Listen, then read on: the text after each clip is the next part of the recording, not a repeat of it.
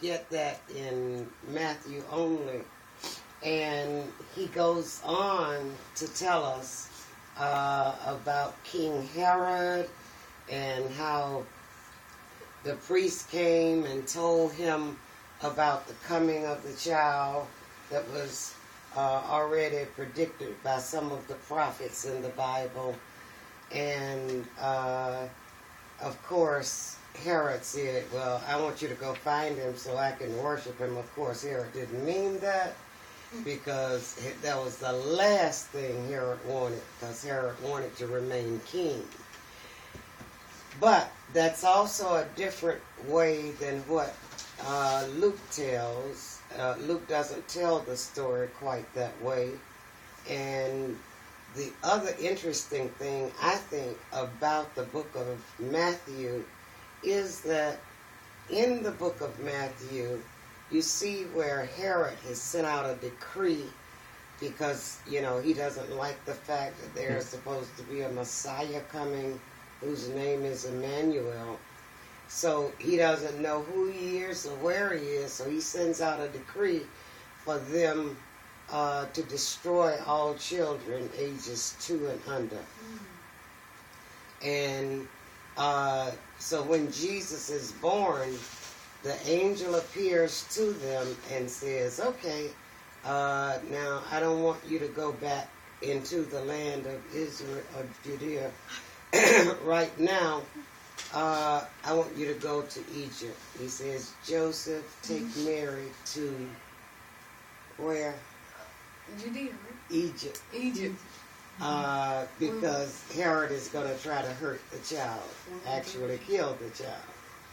And this really is the only time that you hear Herod was the king of Israel. Not all of Israel. He was the king of that little area, Bethlehem. They had like little districts, you might say. And he was king in the area where Jesus was born, Bethlehem and Judea and Nazarene and all in there. So Herod went to, this is the only time I was saying that you hear of Jesus leaving Egypt, because most of his life, the rest of his life, as a matter of fact, was spent in Israel after they left Egypt from fleeing Herod. And they didn't come back until after Herod died. And then they were afraid to come back because Herod's son had become king, and he was just like Herod. So they were afraid, but the angel said, it's okay, come back. All right, so that's the version for Matthew. Now, when you look at the book of Luke, Luke is kind of different. Luke starts off by telling you about Elizabeth and Zacharias, and how they're related to Mary. And so Mary has a more prominent role in the book of Luke. Joseph has a more prominent role in the book of Matthew. Mary says very little. But you'll also find it interesting that when Mary begins to say how God has exalted her, and Bertel, if you could kind of go to Luke and find that, I think it's important, because basically this is what the Catholic Church is all about.